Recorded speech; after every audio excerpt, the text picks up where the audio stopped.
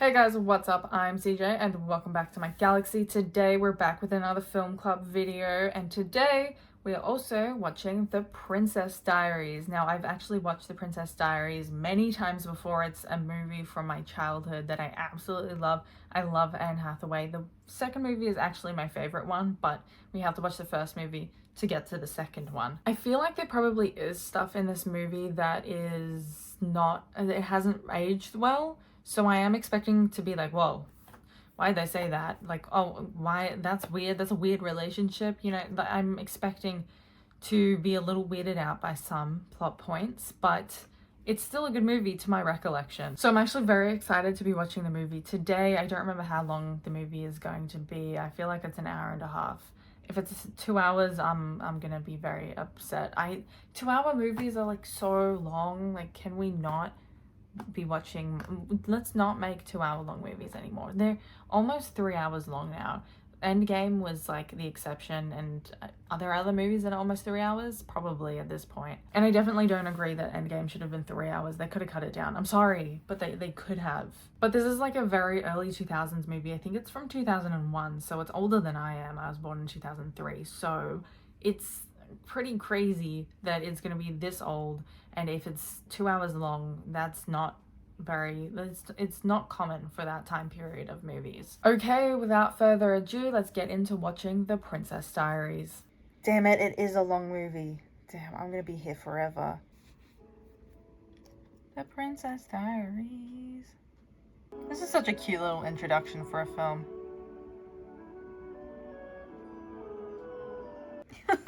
Why did she just go along with it? Why did she automatically believe that this grandmother that comes out of nowhere has never really contacted her? Or I don't think she contacted her at all. And suddenly she's like, oh yeah, I'm definitely a princess. This is the truth.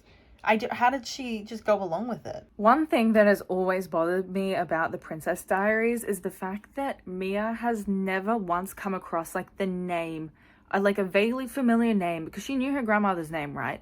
That she didn't hear it on the news and go, oh, isn't that my grandmother? Why is she on the news? Like, did a double take if she's walking past the TV or something and was like, why is she on the news, and saw that she's a royal? How has she not accidentally stumbled upon her, name before? Yeah, I've come across like different monarchs' names. Like, I wouldn't be able to tell you them immediately off of the top of my head, other than, King Charles of England.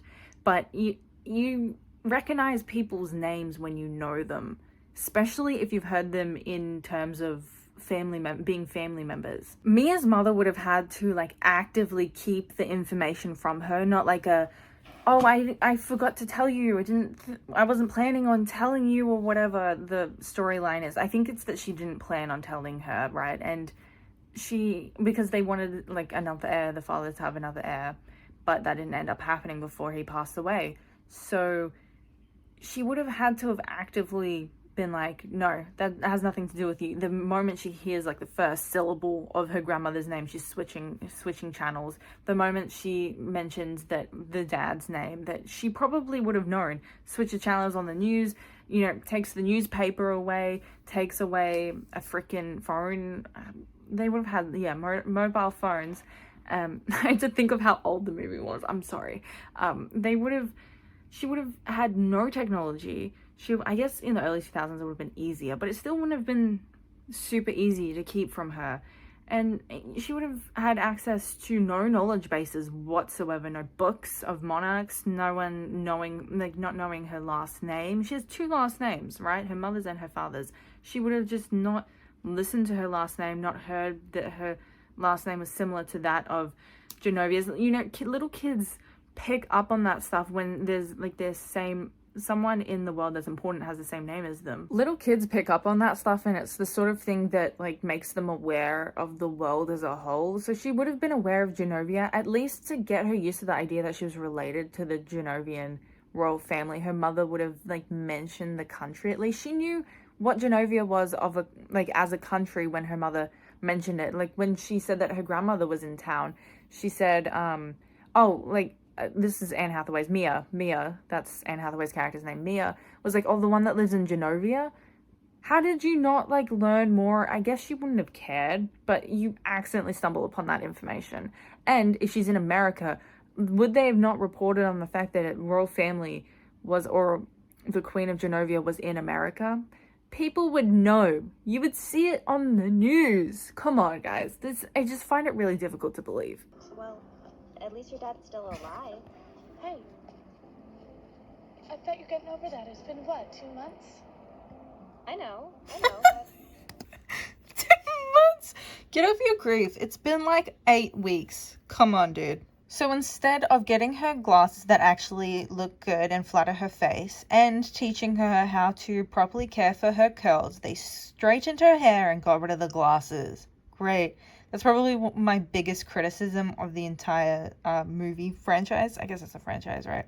Is that, like, let her have her curls. She probably has to straighten her hair every single day now. That sucks. Let her live with her natural hair. Let her have her glasses. Let her live. oh wait, I want to show you my baby. Oh, not another scandal. The whole scene leading up to this one is so obviously a voiceover. It's actually kind of funny. It's bad. It makes the movie much worse, but it's a good movie overall, so it kind of makes it iconic. I understand this guy is supposed to be like the cute guy of the movie, but man, is he ugly. No, ew, gross, that doesn't count. That's disgusting, how dare he. That doesn't count, Mia, it doesn't count as your first kiss. Well, that's one way to show up to a ball, huh? Into a glass. Julie Andrews looks so gorgeous in that dress. That suits her so well. It just occurred to me, why did her hair not go back to curls when it got wet? I'm a little confused. Did they forget that she had curly hair? Because it seems like it. Look at these two in their gorgeous dresses. I love the one they've put Anne Hathaway in. I just think that's so good. It's like so glittery and oh my gosh. It's just, I love the outfits they put them in this. The Princess Diaries is such a cute movie. I absolutely love it, and it has plot holes. It definitely has things that don't make a whole lot of sense, but because the rest of the movie is so good that I'm willing to look over it. You see, that's the difference between like the Divergent series and the Princess Diaries and like other actually good movies. The Divergent series I find is to be all around really bad. So the one bad aspect you can't look over because everything else is bad. I also think they got some of the best actors to be able to be in this film. Julie Andrews, she's one of my favorite actresses. She's in The Sound of Music, which is one of my favorite all-time movies. We also have Anne Hathaway in this movie. Anne Hathaway, phenomenal actress. She's in so many different kinds of movies. She has like that good kind of acting range? I think that's what it's called, acting range. I'm pretty sure the rest of the actors are also quite big, but I don't know their faces in any other films that I've watched, so I'm sorry if you love the actors that are in there, but let me know if you love the actors who are characters that I haven't said other than Julie Andrews and Anne Hathaway, so like the whole rest of the cast. If we're talking about the negatives of this, it's definitely that Mia was forced to kiss that other guy. She was harassed as well. It's so unfortunate, and they blamed her for it, but they didn't really blame her for it. They kind of called themselves out on like blaming Mia, but at the same time they didn't acknowledge it, and I'm like, no, Mia, it wasn't your first kiss. No, your leg didn't pop. Is it foot? Leg? Pop? Your foot didn't pop. Another negative is definitely the whole backstory of why Mia didn't know that she was royalty. It just does not make any sense to me that she just somehow never accidentally found out. I feel like you would find out. And also on that same topic, same theme on criticisms, right? Why didn't, if her mother could paint in Genovia this whole time, which she ends up doing at the end of the movie, right? Why couldn't she have just gone and done that in Genovia anyway when Mia was born, to like be with Mia's father? Why couldn't that have happened the entire time? I just don't get it. And clearly, if they wanted to divorce for whatever reason, right? I don't see why Mia couldn't have spent like summers in Genovia with her father, because she like never met him, and yet he loved her so much and loved her mother so much that he just abandoned them for an entire country. That's not being a good father. I don't understand why he would have done that. He should have visited them at least. He should have put an effort into being a father, you know? It doesn't make any sense that they ended up doing that. He should have at least met her a couple of times, and maybe they hid from her that she was royalty from the beginning, you know, spent summers in Genovia, or her father came over for a week and they just hid from the press or something. I don't know. They should have done something. Poor Mia, never meeting her father that apparently loved her so much but actually didn't, because he never bothered to come and see her because he chose his country. That is not a legitimate answer. He just went out for milk. I just find that part of the film extremely frustrating, and I just can't get over it. It seems like the biggest gaping plot hole in the entire film. On a more positive note though, on The Princess Diaries, obviously I absolutely love this film and the whole franchise as a whole, and I kind of wish I had read the Princess Diaries books when I was a kid. If you don't know, it's based on a book series, and I think the first one is more similar to the book, but the second movie isn't, because there was no, like, the love interest that was in the second one, he's not in the books. The love interest is the best friend's brother. I already talked about how the acting is absolutely phenomenal. I think the actors being, like, the co-stars being Anne Hathaway and Julie Andrews really work well together, because they're just both so good at their jobs that they're able to not drag one another down in the way that, like, sometimes when you get actors that are worse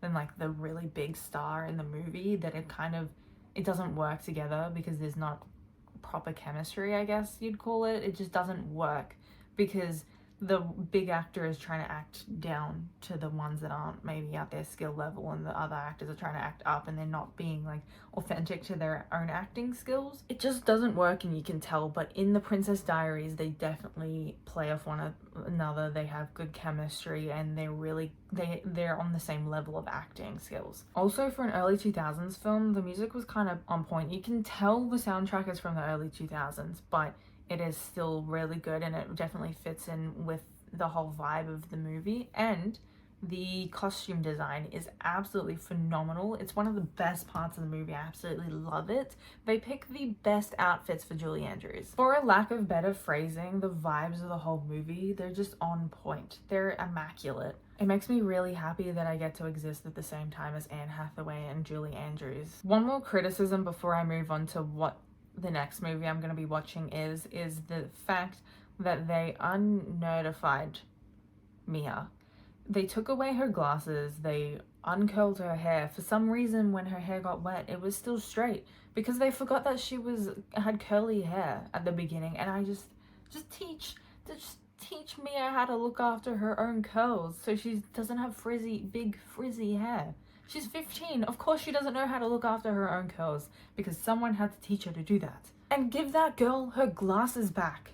You don't have to be wearing contacts all the time. I don't wear contacts ever. I only need glasses for long distance, but you guys know I have glasses, so obviously I'm gonna be mad when they take the glasses off the nerd. Other than that, I think the movie was absolutely spectacular. I'm so glad you guys finally voted for a movie that is actually enjoyable to watch. It's so iconic and I love it, and it's so much of, it's like a girly movie, you know, girly pop movie. Obviously it's not just a girls movie, you can watch it with whatever gender you have, but you know, it's the vibe, it's the atmosphere of a girly pop movie, and we love those kind of vibes. You know, it's like the Barbie movie that came out last year, and the original Barbie movies as well. Those are girly pop movies because it's the vibes, you know. You guys get me, because you're all girly pops, despite your gender. Girly pops is gender neutral. I'm sorry. We love a good girly pop movie on this channel. And that's right, I don't call it a chick flick. I call it a girly pop movie because that's the better name. Alright, so the next movie that we have, what are we going to be watching next week for a film club? We're going to be watching The Princess Diaries 2. The Royal Engagement. Of course, if you guys wanted me to watch the first movie, you have to get me to watch the second movie. We as a collective are going to be watching The Princess Diaries 2, and it's gonna be great. This one, I've said many times in this video, is my favorite one, simply because Anne Hathaway and, my god, I'm forgetting his name. I know who he is. I can't remember his name. Remind me in the comments. What is his name? The other guy that I've watched in many movies and usually know his name. He and Anne Hathaway have the most amazing chemistry on screen ever. They're brilliant. They're amazing, and I need the third movie to be made so I can see them on screen together. And if he is not in that movie and they've broken up for whatever reason, I'm done. Screw that third movie. It doesn't exist. So come back here next week for the next film club video. I post them around like Sunday-ish on my YouTube channel, and I will be watching the second Princess Diaries movie. Hopefully you guys have watched it too, because that's, you know, what this film club is about, is kind of like you watch it, I watch it, we discuss it, and you discuss in the comments down below. I forgot to mention as well how much I absolutely love, I think her name's Clarissa, like Queen Clarissa, something like that. Maybe I'm wrong, but Julie Andrews' character and her love interest, love their chemistry on screen as well, and we get more of that in the second Princess Diaries movie that I can't wait to watch. It also just occurs to me I didn't talk about the other characters in the movie. The love interest, don't like him. He just is, like, he's so irrelevant to the plot. He's just being dragged around by the plot. The best friend, kind of crazy, but kind of love her.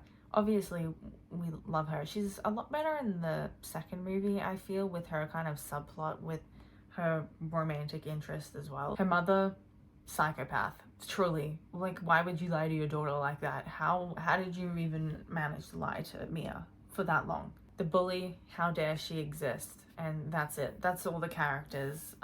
There are more characters, but they're kind of, in my mind, just irrelevant to the plot. They're not irrelevant. They just are too mean to Mia, and we don't appreciate people who are mean to Mia. Alright guys, that is it for today's video. I hope you enjoyed. If you did, please like and subscribe. I'd really appreciate it because it really helps out my channel. Please comment down below as well. What was your favorite part of the movie? Who is your favorite character? Is this a movie from your childhood? I would love to know. Let me know in the comment section. But once again guys, I hope you enjoyed this video. But I've been CJ, and I'll see you guys in the next video. Bye!